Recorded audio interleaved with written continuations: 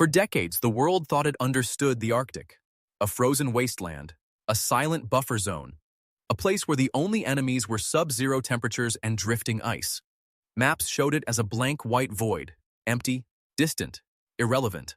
But while the world obsessed over the Middle East, trade wars in the Pacific, and conflicts in Europe, something enormous was happening far above the map. Quietly, slowly, and almost no one noticed. The ice is thinning, new shipping routes are opening, and suddenly, the most ignored region on Earth is becoming one of the most valuable. Now that silence is about to be shattered by the sound of a $35 billion sledgehammer, because Canada just made a move that could redefine the future of the Arctic. And the most surprising part? This move might not actually be aimed at Russia or China. It may be aimed directly at Washington, D.C. For most of modern history, Canada played the role of the quiet northern neighbor. Stable, cooperative, polite. But that image just changed. Standing in Yellowknife, Prime Minister Mark Carney unveiled a massive $35 billion Arctic strategy designed to transform Canada's presence in the far north. At first glance, it looks like a typical infrastructure announcement. Airfields, military bases, roads, ports. But when you look closer at where the money is going, the real story starts to emerge. Out of that $35 billion, $32 billion is being directed into military infrastructure. Not scattered across the country, but concentrated in the Arctic. 3 key NORAD forward operating bases, Yellowknife, Inuvik, and Iqaluit, are being upgraded into year-round strategic hubs. On top of that, the 5-wing Goose Bay Air Base in Labrador will receive major upgrades. These aren't cosmetic improvements. We're talking about reinforced runways capable of handling advanced fighter jets, massive fuel depots to support continuous air patrols, ammunition storage facilities, housing for permanent military personnel, and infrastructure designed to operate through the brutal Arctic winter. For decades, Canada's northern military presence operated like a seasonal visitor. Soldiers came and went. Equipment rotated in and out. But now, Canada is doing something very different. They are digging in. Permanent presence, permanent logistics, permanent power. In other words, Canada is turning scattered outposts into something far more serious.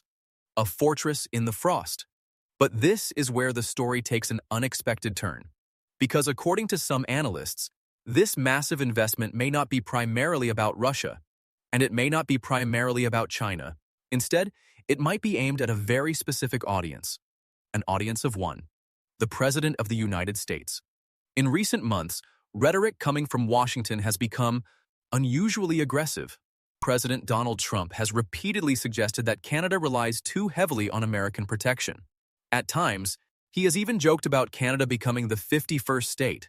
Most people dismissed those comments as political theater. But in geopolitics, even jokes can carry signals. Signals about power. Signals about dependence. Signals about who actually controls security in North America. For decades, Canada's Arctic defense strategy relied heavily on the United States through NORAD cooperation. But that dependence also created a perception problem.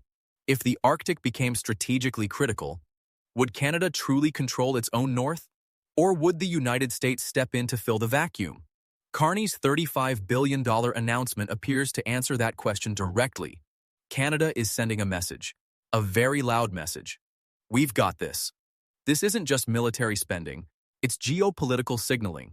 By building its own infrastructure and projecting its own presence, Canada is trying to redefine the relationship, not as a protected dependent, but as a serious strategic partner.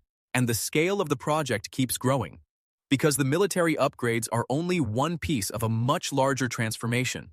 Alongside the fighter jets and radar systems, Canada is building an entirely new logistical backbone across the north. 4 new northern operational support bases will appear in Whitehorse, Resolute, Cambridge Bay, and Rankin Inlet. These hubs will allow Canadian forces to operate deep into the Arctic without constantly relying on southern supply chains. But the real game changer isn't military, it's economic. Because Canada is finally trying to solve a problem that has existed for over a century. Much of northern Canada is effectively disconnected from the rest of the country. Huge regions can only be reached by air. Some communities rely on seasonal ice roads that disappear when the climate warms. Imagine if 1/3 of your country functioned like an island. That's the reality Canada has lived with, until now. The new Arctic Economic and Security Corridor aims to change that forever. And at the center of this plan is a massive infrastructure project, the Mackenzie Valley Highway, an 800-kilometer road connecting Yellowknife to Inuvik. For the first time in history, parts of Canada's Arctic interior will be connected to the national road network year-round. That means trade, movement, industry, and strategic access. But this is where the story gets even bigger. Because the Arctic isn't just about geography anymore. It's about resources. Under the frozen ground of northern Canada lies a staggering supply of critical minerals: lithium, cobalt, copper, nickel. These are the raw materials powering everything from smartphones to electric vehicles to advanced weapons systems. Right now, China dominates large parts of the global supply chain for these minerals, and Western governments are scrambling to diversify. Canada may hold one of the largest untapped reserves in the democratic world, but resources underground don't matter if you can't move them. That's where the Grays Bay Road and Port Project enters the picture. A 230-kilometer all-season road leading to a new deep-water port on the Arctic Ocean. Once completed, this port will create a direct export route from the Canadian Arctic to global markets, not just for military logistics, but for minerals, energy, and industrial supply chains. In other words, Canada isn't just building bases, it's building an economic pipeline from the Arctic to the world. And that has major geopolitical consequences, because whoever controls these resources and the routes that ship them controls a key part of the future global economy. But Canada isn't the only country paying attention. Russia has been expanding its Arctic military presence for years, reopening Soviet-era bases, deploying new radar systems, stationing ice-capable naval forces across the northern coastline. Meanwhile, China has declared itself a near-Arctic state, despite being thousands of kilometers away. Beijing has invested heavily in Arctic research, shipping routes, and infrastructure projects. Both countries see the Arctic as the next frontier of global competition, and they are watching Canada's $35 billion investment very closely. Because this isn't just an upgrade, it's a signal that the Arctic is no longer a passive frontier. It's becoming an active strategic arena.